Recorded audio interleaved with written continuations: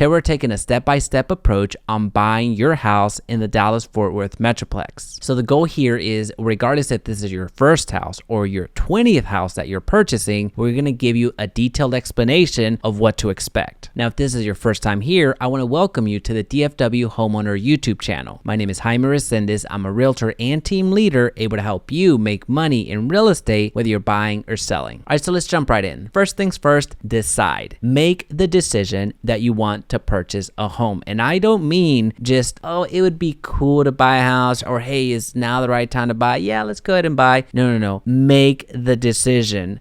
Don't be on the fence. Home buying is a combat sport. It's not a hobby. It's not something that you can decide one day and stop doing the next day and then try to do it again. No. There are easier hobbies and much more fulfilling hobbies. Home buying is not one of them. So make the decision. Now, assuming that you've made the decision, assuming that you're ready to purchase a home, then we can go to the next step, which is running preliminary numbers. This is when you go to online calculators and see how much you can be realistically approved for. Now, these preliminary numbers are not designed to be final or even designed to be super accurate. They're going to give you a good estimate. But the reason that we're doing this now is to give us an idea of what a mortgage payment looks like. This gives us an idea of the budget that we can work with. I'd much rather you spend 5 minutes on this task rather than 5 hours prepping everything for a lender. Now, once you understand what a mortgage payment can look like, and you also understand the amount that you can actually be approved for in the preliminary numbers, now we can start searching for homes. Now, here's where most home buyers get it wrong. You start calling a real estate agent immediately and start driving around, going on appointments in the evenings, in the mornings, in middays, and just are out there every single day. That is a great way to get burned out. The home searching that I want you to do is all on online websites that you can easily filter what you want. The most important thing here is for you to go based off of the asking price. As an example, when you ran your numbers and you see that you're approved for $400,000, well, look for properties in that ballpark. Don't limit yourself and start getting so drilled down into what you're looking for in a home and all that fun stuff. That can come later. I want you to understand a little bit more of the type of home that you can purchase with the budget that you have. Now, the way that I lay out the home buying process for myself, for my clients, and now for you is to give you the most return on investment for your time, because I want you to explore this in a systematic way, and I want you to explore this so you're not wasting a lot of time or money. Now, by you having your preliminary numbers and by you doing your home searches, you're going to start seeing some neighborhoods that have homes in the price range that you're approved for. And once you start seeing homes that are appealing to you, that look well kept from the outside and are immaculate from the inside, here's the thing: go and drive the area. Driving the area is going to save you so much time. I myself am on the journey to purchase my 6th property, and this is the stage that I'm in right now. Although I know the area that I want to be in, I am still driving through the neighborhoods. I still want to see those nuances, because there's a difference between one neighborhood and another neighborhood, and the only thing separating them is a street. In many cases, you won't be able to catch that on Google Maps, and you also won't be able to capture that on Zillow, on Trulia, on the MLS. You have to go. So driving the areas is incredibly undervalued. You have to do this. Now, it's at this point that I want to introduce a real estate agent into the equation. Now, the reason I suggest a real estate agent at this point in time is because we need to tap into a real estate agent's resources. Real estate agents have contacts. They have contacts with title companies, they have contacts with lenders, inspectors, and on and on. So I want you to tap into those resources, because real estate agents do this all day, every day. And also, the reason that I include real estate agents on step 5 as opposed to step 1, because I want you to have a better idea if this is something that you want to go forward with. I don't want you to feel pressured into buying a house. I don't want you to feel pressured into looking in a certain neighborhood that you really didn't want to be in. I want you to have enough information about your finances and also where you want to live, but more importantly, I want you to have a better sense if this is a decision that you want to make. And now that you have your real estate agent, things are starting to get a lot more serious, because now you're in a position to go view homes, which is something that you can absolutely do, but I recommend that you get your financing in order fully at this point. This is when you get a full pre-approval. This is when you leverage that real estate agent's resources and get a recommendation on a lender that they trust. By the way, if you're curious about who our preferred lender is, then check out the link in the description. And the reason I want you to go through and get a pre-approval now is because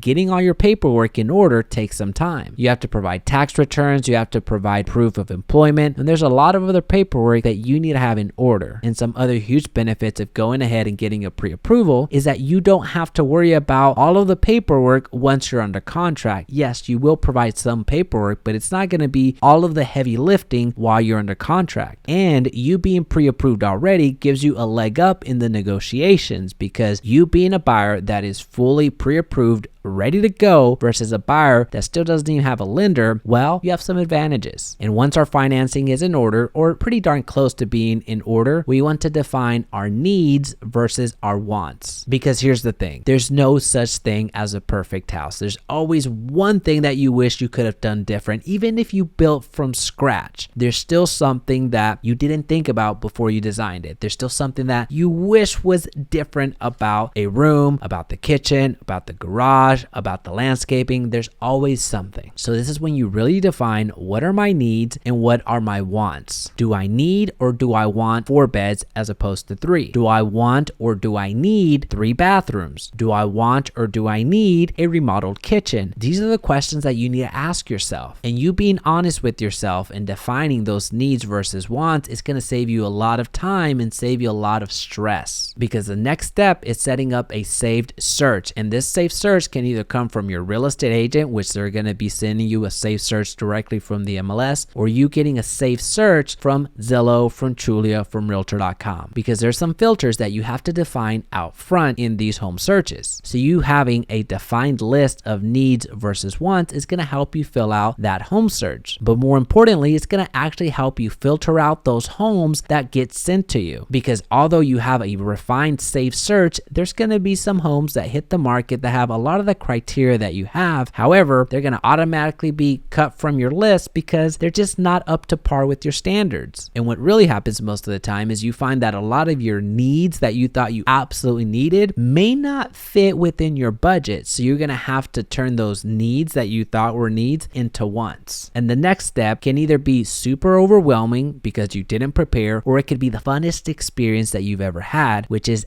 acting. At the end of the day, you have to take action. So if you see a home that hits the market and has a lot of the criteria that are well within your budget, that are well within your needs, that's just a home that you really want, you have to act. You need to go and see that home as quickly as possible. And if it fits everything that you want in the home, I want you to have the confidence to submit an offer. Seriously, you've made the decision to purchase already. You've already gone through the financing. You already know what you want. So you've defined what it is that you're looking to accomplish. At this point, you have to take action. And this is where a lot of buyers actually make big mistakes, because a lot of buyers actually start in this phase rather than focusing on the phases that we just covered, because they'll call a random agent off of Zillow, get them to go show them a house, and then they're just unsure if an offer is right, and also they're not even sure if they can even afford the home. So I don't want that for you. I don't want you to be emotionally attached to a property and not be able to execute. So once you act and you submit an offer, then the homeowner has a choice to either reject it flat out, or negotiate with you, or accept the offer as it is. And once you have an executed offer, it's at this point that you go into the option period. And once you're in the option period, which can last 3, 5, 7, 9 days, it's all negotiable. In that period is when you can have an inspector go out to the property and do an inspection, which an inspector is going to give you a detailed report of the entire house. So it'll inform you of the items that might need some repair. And it's at this point that you can do a second negotiation. You can take that report within that option period and start negotiating with the homeowner once again. You can ask the home seller to repair some of the items that are on the report, or you can ask the home seller to give you a credit so you can do the repairs once it closes. Or you can do nothing at all. It really does depend on the environment. It depends on the real estate market that you're in. If it's a strong seller's market where the sellers have all of the leverage average, well, it's still a good practice to have your inspection. However, don't expect to renegotiate again because they're not going to accept it. Now, one quick thing to note, during this option period, you can cancel the contract for any and all reasons. You don't have to have a reason at all. Now, I do need to make note that most of the real estate that I sell is in Texas. So I'm speaking specifically to Texas right here within this option period. Other states may not have this option period, or they might have a different version of the option. Now, once you're past the option period, this is when traditionally you would do the heavy lifting. This is when you would be working on getting a full loan approval. So you focus on this pending status after option to really focus on your move. But remember that you've already done a lot of the heavy lifting ahead of time. So you've already gotten that pre-approval. Now the full approval is really contingent on your lender, because it's your lender that's going to send out an appraiser out to the property to see what that property is actually worth, which will then allow the lender to loan you the money that you need to purchase that property. Now, had you not done your homework ahead of time, this is when you would find yourself scrambling, searching for those tax returns. This is when you would find yourself calling up your accountant and trying to submit last year's taxes. There's a lot of things that go into getting fully approved, but the reason that we do it ahead of time, now to give you an idea of the timeline from contract to close, a reasonable timeline is 25 days. It can be way faster or it can take longer. It really does depend on your specific situation, and also it'll depend on how quickly the sellers actually want to sell. But realistically, once the lender is ready to go with the funding and the title company is ready to go with the title policy, you can close even before the date that you put on the contract. So assuming that all parties are ready to go from the seller side and the buyer side, that's when you go to the title company and you close on your home. Now, if you're looking for the complete breakdown along with the timelines in a very visual way, I'm going to invite you to check out the link down below. The link below goes to a resource that's going to allow you to be way more confident in your home buying journey.